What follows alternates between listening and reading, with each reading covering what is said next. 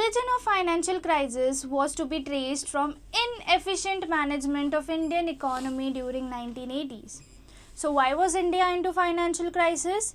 Because of the inefficient management that happened during 1980s. So let us recall what happened during that time.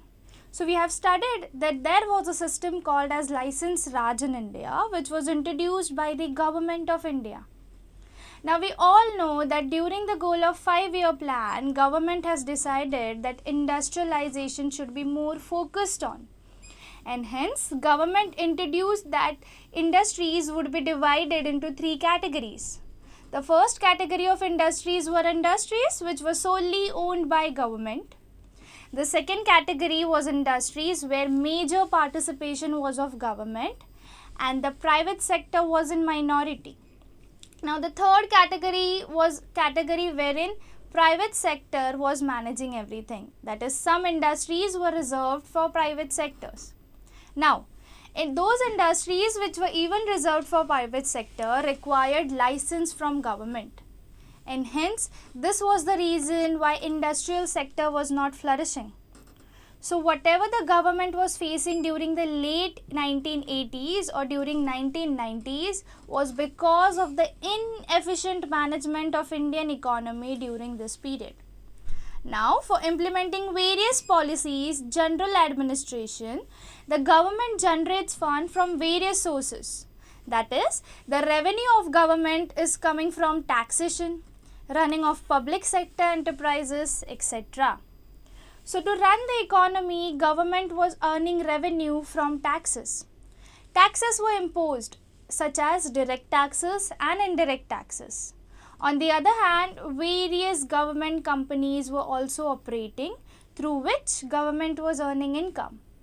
Now, there's a point to note over here that not all the government companies were in profit.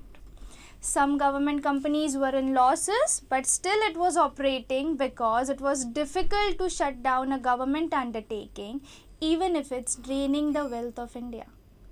So government was earning revenue from majorly 2 sources, by imposing taxes and by profit which was earned from public sector organization, or let's say public sector companies. So this was how government was earning revenue. Now, when expenditure is more than income, the government borrows money to cope up with the deficit. So we all know that in India we have a budget. And the budget is decided on the basis of what is the income and what is the expense. So during that time, the expenditure of government was more than income. So in that case, expenditure was more and the revenue was less. So this situation is called as deficit. That is, the government does not have enough money. So in order to cope up with the deficit, the government used to borrow from bank and also from people within the country. Along with that, government also did some international borrowing from international financial institution. Since the economy was in deficit, the government was borrowing from bank, the government was taking loan from public. Along with that, government was also taking international loan.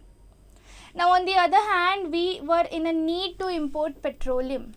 So, when they import goods like petroleum, so when India used to import petroleum, we need to pay in dollars which we earn from export. So, for that reason, the export should be more. But India, it was exactly opposite. Exports were less because India was not producing anything. India did not had any industries flourishing. And that's the reason why export were less and India was importing more. So we did not have enough foreign reserves to cope up with that situations.